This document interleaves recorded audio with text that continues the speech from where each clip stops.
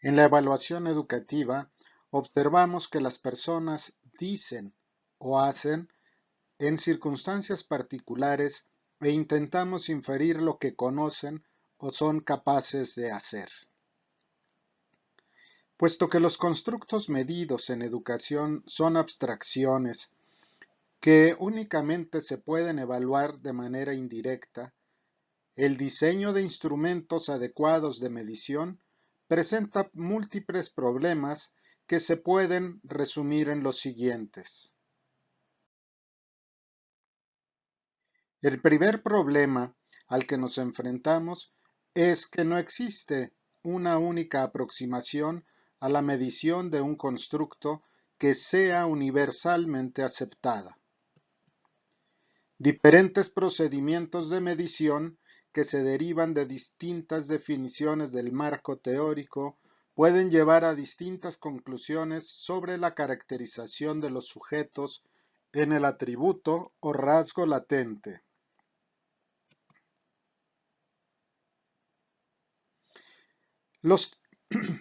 Todos los test están basados en muestras limitadas del dominio que se pretende medir, por lo que determinar el número de elementos de la muestra y su variedad es uno de los principales problemas en el desarrollo de los instrumentos de medida. Por ejemplo, si quisiéramos hacerle un examen final de anatomía a un estudiante, tendríamos que establecer cuántos ítems y cuáles tendríamos que preguntar de cada unidad didáctica. Resultaría imposible armar una prueba con todos los contenidos. Por ello, se toma una muestra probabilística de los contenidos totales para inferir qué tanto sabe el estudiante del curso de anatomía. Es fácil imaginar que al tomar los ítems o seleccionar los ítems de esta manera involucra el azar. Por lo tanto, esto garantizaría una representatividad de todos los aspectos temáticos que se han involucrado. Sin embargo, de ninguna manera garantiza que es un ejercicio realmente equitativo. Habrá estudiantes que por puro azar hayan estudiado los aspectos que les preguntan y obtendrán mayores notas. Sin embargo, puede suceder al revés, que lo que se haya seleccionado aleatoriamente, algún estudiante no lo tenga claro y puede salir afectada en su calificación. Por lo tanto, este es un factor importante a tomar en consideración. Las medidas obtenidas siempre contienen error, puesto que se basan en muestras limitadas de contenidos. Se ven afectadas, por lo tanto, por todos los errores de muestreo. Las inconsistencias en las puntuaciones ligadas al muestreo de contenidos pueden considerarse como errores aleatorios y siempre y cuando la selección de los reactivos haya tenido verdaderamente un muestreo probabilístico. Otro problema al que nos enfrentamos es la falta de escalas de medición con origen y unidades de escalas definidas, lo cual da lugar a una indeterminación de la medida. Por ejemplo, si un estudiante cursó una materia, es imposible que su nivel de conocimiento esté en cero, es decir, que no sepa absolutamente nada del tema. Por lo tanto, no existe una escala que parta del origen, en este caso, cero o ausencia total de conocimientos.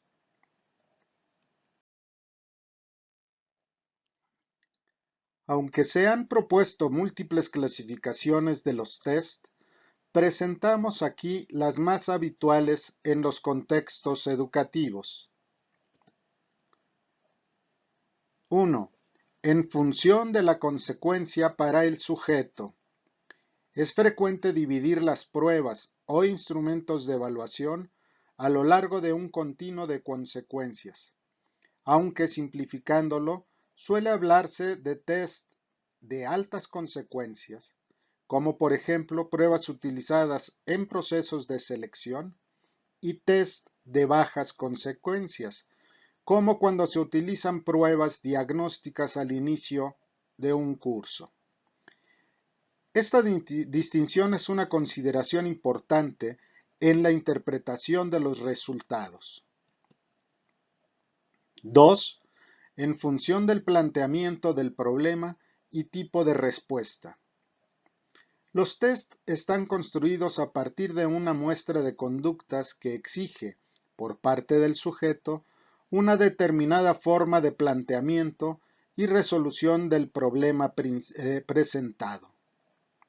Como veremos en videos subsecuentes, esta distinción suele plantearse en términos del denominado formato de los ítems o tareas del test y en este ámbito es frecuente hablar de test de respuesta seleccionada o elección múltiple y test de respuesta construida. 3. En función del área del comportamiento acotada.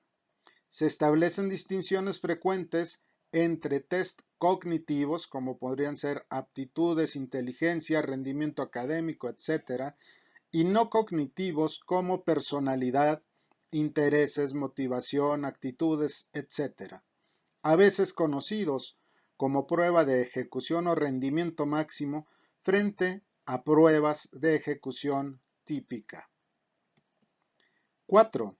En función de la modalidad de aplicación. Con relación a este aspecto, suelen utilizarse diferentes etiquetas para los test, tales como individuales o colectivos, papel y lápiz u ordenador, adaptativo o no adaptativo, etc. 5. En función de las demandas temporales. Este aspecto permite clasificar un test en un continuo que va de rapidez o velocidad a potencia. 6.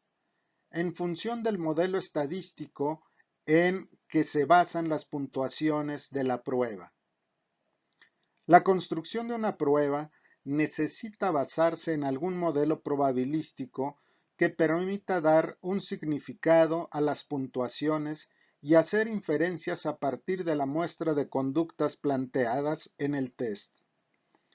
Aunque se han presentado muchos modelos a lo largo de la historia de la psicometría, los que han tenido trascendencia pueden clasificarse en dos grupos. A.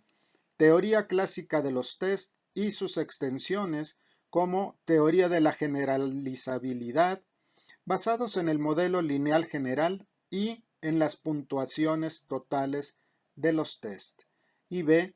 Teoría de respuesta al ítem, que modeliza las probabilidades de respuesta a un ítem para diferentes niveles del rasgo latente mediante un modelo no lineal. Ambos tipos de estadística los estaremos viendo casi al final de este curso. 8. En función del tipo de interpretación de las puntuaciones. Se establece una distinción entre A. Lo que pone el acento en el nivel o grado de ejecución sobre algún dominio que da lugar a los habitualmente conocidos como test referido a criterio. Y B. La aproximación basada en normas, que sitúa a los sujetos en función de estadísticos calculados en algún grupo de referencia al que pertenece el sujeto y da lugar a los conocidos como test referidos a normas. En otros videos hacemos referencia también extensa a estos puntos.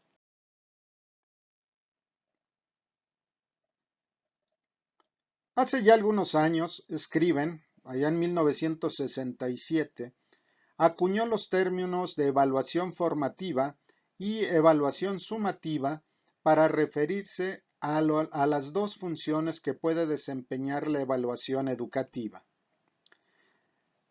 La función formativa de la evaluación se refiere a la utilización de esta como medio para mejorar el objeto que está siendo evaluado. Esto significa que la evaluación debe llevarse a cabo de manera paralela a la actividad que se está evaluando. Esta es la función por excelencia de la evaluación educativa. Hoy en día es prácticamente inconcebible hablar de evaluación educativa sin tener presente que su función es optimizar lo que se está evaluando. Por el contrario, la función sumativa tiene un carácter de control, de certificación sobre los resultados o los productos obtenidos, dejándose la acción de mejora para posteriores intervenciones. Resulta, pues, adecuada para valorar productos o procesos que han finalizado y determina el valor positivo o negativo de ellos.